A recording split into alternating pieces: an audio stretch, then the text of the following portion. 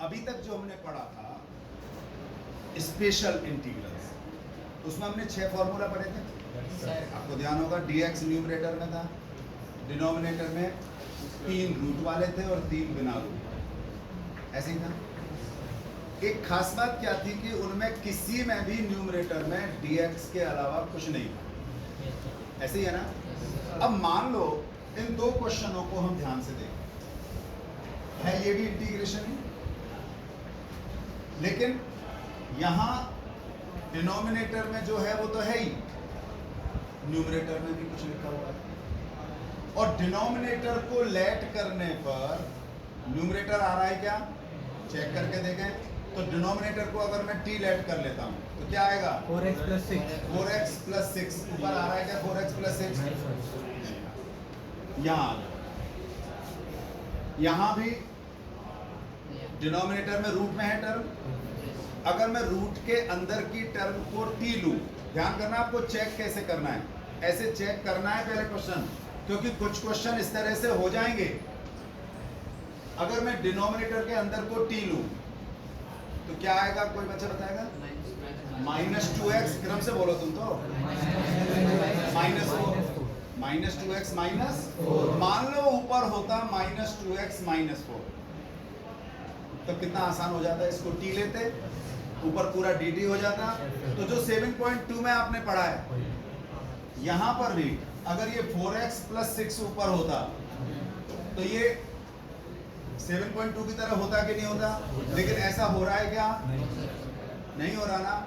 जब इस तरह से क्वेश्चन नहीं हो तब हमें इसको करना होगा, और वो मेथड होगा px + q upon ax² + bx + c वाला मेथड। ध्यान करना, ये मेथड भी जो बने हुए हैं ना, आप इसको फॉर्मूला की तरह रटना मत, माइंड में तो रह जाएगा ना, क्वेश्चन देखते ही समझ में तो आ जाएगा कि इसको लेट करने पर डिनोमिनेटर को लेट करने पर न्यूमरेटर, तो ऊपर कुछ तो है, यहां ऊपर क्या है ना। तो हमें क्या करना है, लेट करना है न्यूमरेटर किसके, ध्यान करना, एक कांस्टेंट लेना है अपनी मर्जी से, उसके बाद डिफरेंशिएशन ऑफ डिनोमिनेटर, अर्थात 2x² + 6x प्लस, ये हमें क्या करना है, न्यूमरेटर को लेट करना है a इंटू दिस, ध्यान आ गया, प्लस b, जिसमें a और b आर्बिट्री कांस्टेंट, वैसे तो कई बार चर्चा कर चुके हैं आर्बिट्री कांस्टेंट की, पर आर्बिट्री कांस्टेंट का एक सीधा सा अर्थ अगर हम समझें तो दिखने में तो वेरिएबल है ना, ए और बी वेरिएबल है, लेकिन यहाँ ये किस काम आ रहे हैं, कांस्टेंट, ठीक है ना। तो जो वेरिएबल कांस्टेंट के फॉर्म में यूज होते हैं उन्हें कहते हैं आर्बिट्री कांस्टेंट। तो यहाँ ए और बी कांस्टेंट। अब हमें क्या करना है, इसका पहले डिफरेंशिएशन करना है और दोनों तरफ कंपेयर करना है। कैसे, ए इसका डिफरेंशिएशन हो रहा है 6, अब इसमें x की टर्म, क्योंकि कंपेयर करने के लिए x की टर्म अलग करना है, बिना x के अलग करना है, x की अलग करने के लिए 4ax + 6a + b, ये बिना x की टर्म हो गई, ये x की टर्म हो गई, और इधर कितना है x + 2।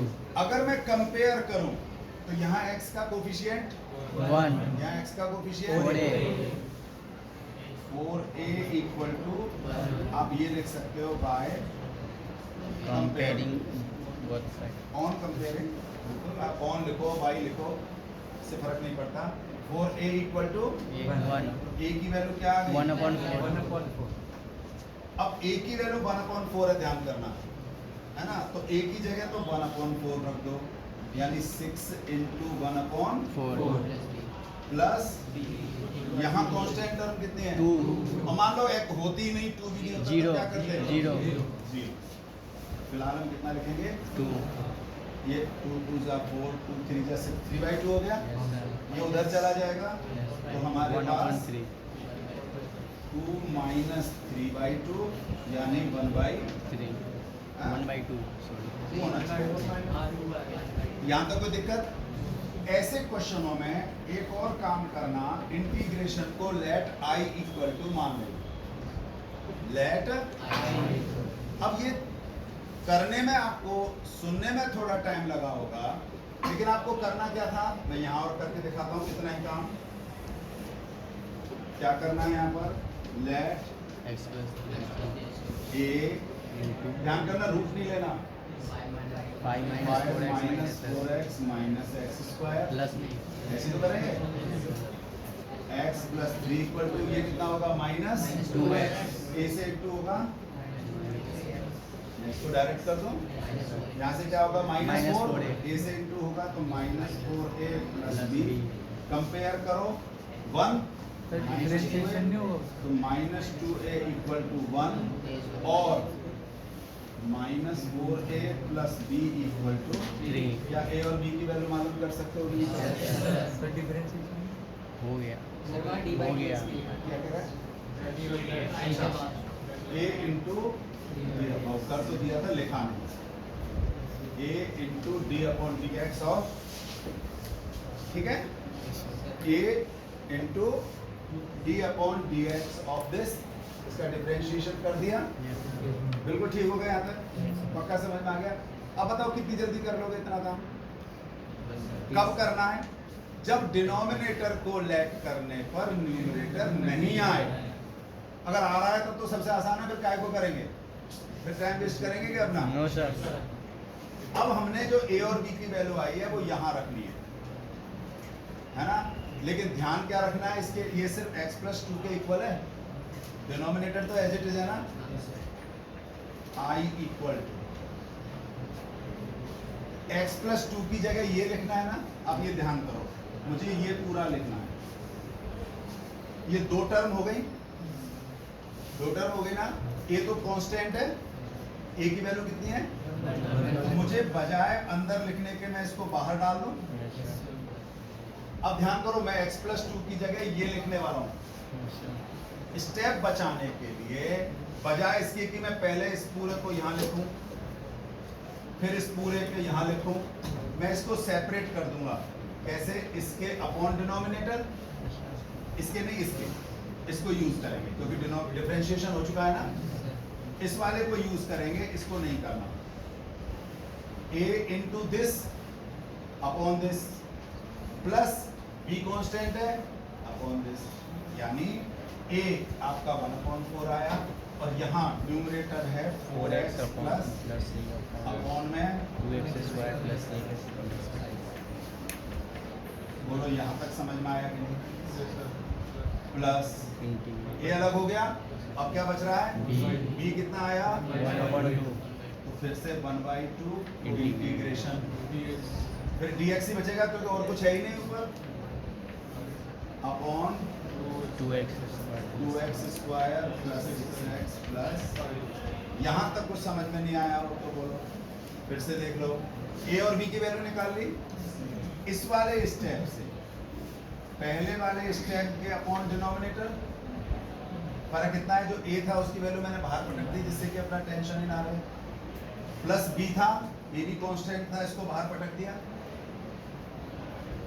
बाकी एज इट इज लिख दिया। यहाँ तक कुछ नहीं आया हो तो बोलो, आ गया। Yes sir. अब ध्यान से देखो, अगर मैं इसको t लेट करूं, ये ऊपर dt आ रहा है कि नहीं आ रहा, yes sir.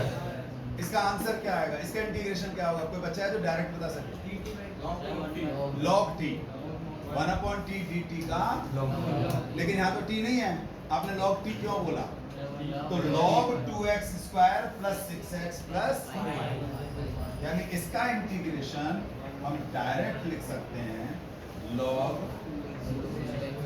2x square plus 6x plus 1 plus c1 क्यों किया, क्योंकि अभी यहाँ भी तो इंटीग्रेशन करना है, यहाँ भी तो करना है ना।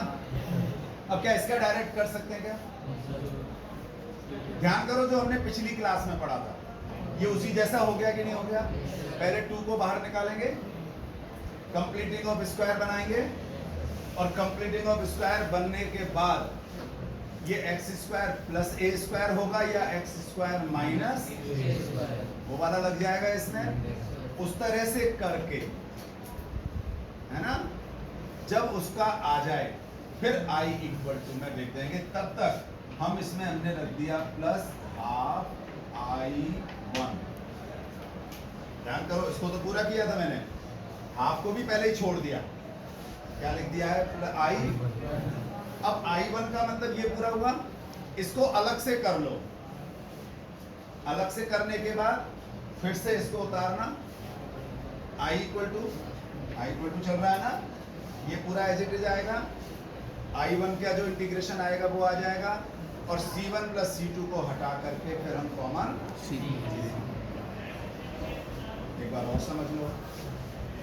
जब डिनोमिनेटर में कुछ हो जिसका डिफरेंशिएशन न्यूमरेटर नहीं आ रहा है, उस केस में px प्लस क्यू अपॉन ये फॉर्मूला लगता है, इसमें px प्लस क्यू को इक्वल करते हैं a इंटू, है ना, differentiation of ax square plus bx plus c। मैं ax डिनोमिनेटर नहीं कहा है मैंने, क्यों? क्योंकि यहाँ हम डिनोमिनेटर कहेंगे तो रूट भी आ रहा है, तो जो अंदर का क्वाड्रेटिक फॉर्म है, चाहे वो रूट में हो या बिना रूट, उसका डिफरेंशिएशन लेना है प्लस b। बोलो ये सबके समझ में आ जाएगा क्या? पक्का? ठीक हो जाएगा। एक बार स्क्रीनशॉट इसका साथ साथ ले लेना, आ जाएगा स्क्रीनशॉट, आता है लेना, ले लिया। इसके बाद ये सबको क्लियर है ना, और इसमें कुछ और नहीं है, इतनी सी चीज थी, लेकिन इसके बाद ध्यान करना, आप जब आगे पढ़ने जाओगे तब आपको एक और मेथड, आप जैसे ही किसी बच्चे ने ही उसको, यानी मैथमेटिशियन, आप भी तो मैथमेटिशियन हो, जो मैथ पढ़ता है वो मैथमेटिशियन ने फॉर्मूला और आसान कर दिए। कब?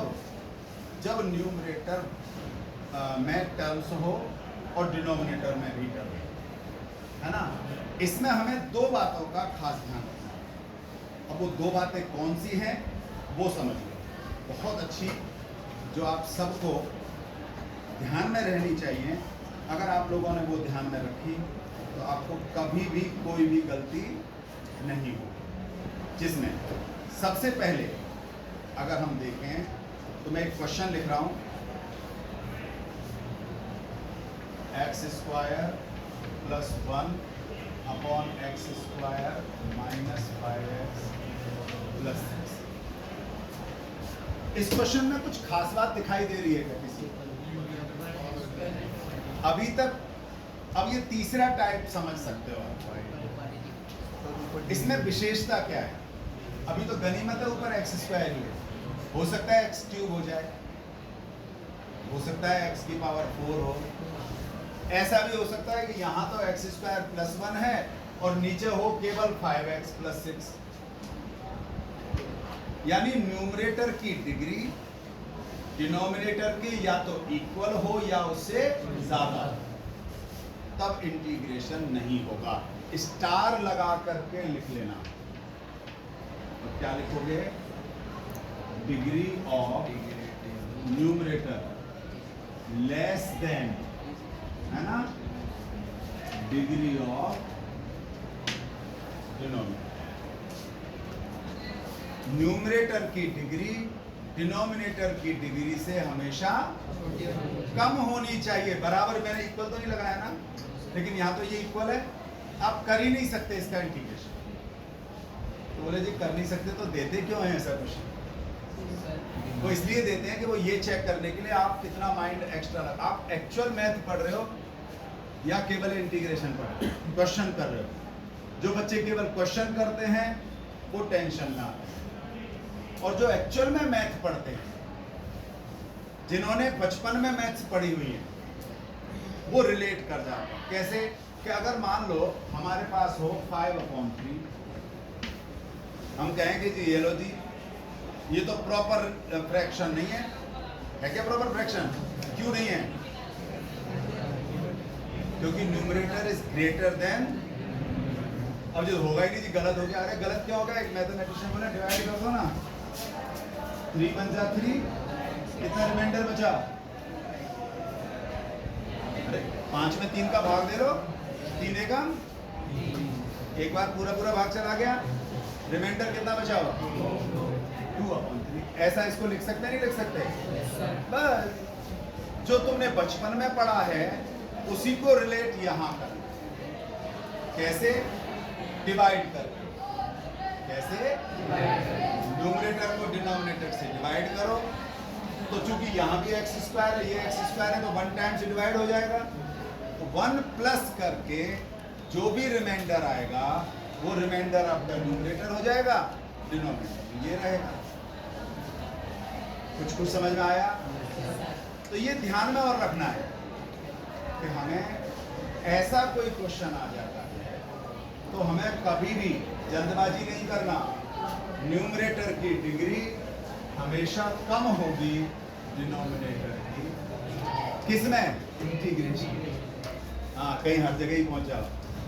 हम बात कर रहे हैं फिलहाल इंटीग्रेशन, ये ध्यान में रहेगा, है ना? इसके बाद फिर आगे, और ये बुक का एग्जाम्पल है, देखना, पहला एग्जाम्पल है इसके बाद का, इसको ध्यान से पढ़ना।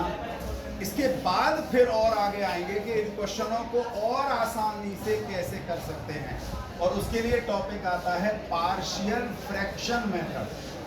मेथड का नाम है पार्शियल, है सब कुछ सब्स्टिट्यूशन, है सब कुछ, लेकिन उसमें छोटे छोटे पार्ट करके कैसे आसानी से कर सकते हैं वो पढ़ेंगे, और वो पढ़ेंगे नेक्स्ट पीरियड। ठीक है?